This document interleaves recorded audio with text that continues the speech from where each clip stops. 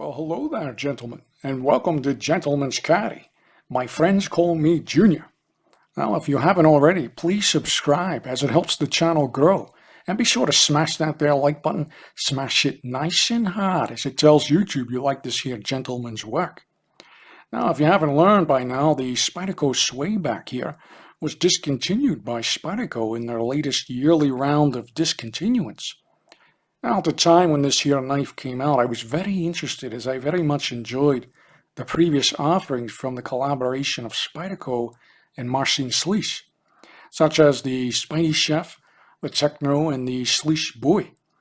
And when it hit the street, I did like most of us do, and I perused YouTube to find reviews on the new model there. Unfortunately, across the board, most reviewers gave it an average to poor review. Now, I watched perhaps close to half a dozen reviews, and four main points kept coming up here. One was the Spidey hole was too small.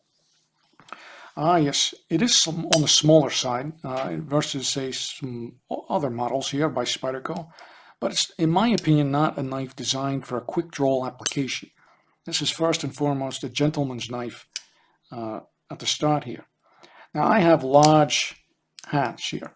I usually will wear a size large in gloves here, and I can easily open and close this here knife. So I'm not sure what all the fuss there was about 3 years ago, but as you can see, I'm opening and closing this here fellow with one hand very splendidly here.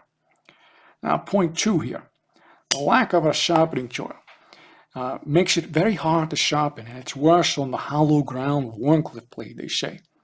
Now, this here is not a hard use knife. Once again, this is going to get not a tremendous amount of hard use. This here is a knife I will take with me to a business meeting or a formal event there. Now, the use of CTS XHP there in the blade will certainly help with the longevity on the edge here. And I personally don't expect to be sharpening this here knife for a very long time. Now, yes, certainly, it is harder, but it's not impossible. Now, point number three here. The clip is bad. Yes. The clip's bad. Yes, I agree. Now, they should have went perhaps with the Spidey Chef wire clip here, and this is also on the Techno here as well. Or perhaps a titanium solid clip here that's on the Caribbean here that would have matched the titanium slabs here on the Swayback. But at the end of the day, who really cares? All clips are bad from the manufacturer. Perhaps save a few there. I think I may have changed nearly 90% of the clips in all my folders here. So it's not a deal killer for me, and that's more of a broader problem in my opinion as to why knife manufacturers don't provide the clip most consumers want on a knife here. Number four was price. Yes, this here fellow retailed for around $300 there at the time. And sure, it's high. It's on par perhaps with the Slice Bowie in terms of fit and finish, in my opinion, out of the Taichung, Taiwan facility there that we've all come to know and love.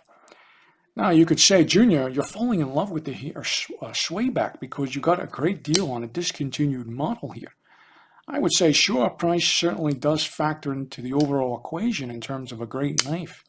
And it could have swayed the opinion of many YouTubers a few years ago had they gotten this here for 180 versus 300. Now, however, I would have purchased it a few years ago had I known it was a great knife, as I do now. And I've done so on other knives of this here caliber for that price. Now, I believe we can all be influenced by our environment and the people around us and quote-unquote the influencers here on YouTube. And it certainly played a part in my making the purchase, not making the purchase, I should say, for this here Swayback at the time, even though all the other offerings from the Slice line exceeded my expectations there. Now that the model was discontinued, I've decided to pick one up, as you can see here, before they're all gone. And wow, were the reviews all wrong. I think everyone missed the mark on this here knife. Its primary purpose, from this here gentleman's perspective, was to be designed as the quintessential gentleman's carry folding knife.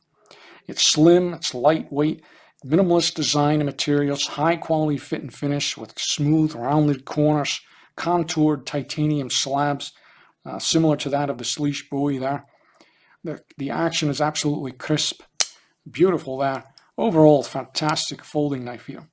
Now this here is the knife you dressed with going to a fancy evening party thrown by Blofeld there versus say a heavy use folder as the Cold Steel 4MAX.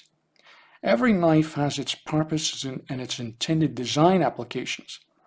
If you keep that in mind first and foremost, when you begin to look at not just a knife, but really any product going in, you will have a much more clearer view in making an informed purchase there. As many of you out there, we have all built up a few knives there in our collection of tools, perhaps more than we would like to admit. And when we have a rotation there of knives, I make a concerted effort, me particularly, to pick a particular knife and tool when I need it for a certain job. If I'm going fishing that day, well, perhaps I will take the Spyderco Caribbean with me with the LC200 steel there. So if I have a business meeting in town, well, the Spyderco Swayback is going to tag along. I'm glad I picked one of these here fellas up while I could. And if you were hesitant on this here fella here, I would give it a go, as I believe YouTube did this here knife a serious disservice.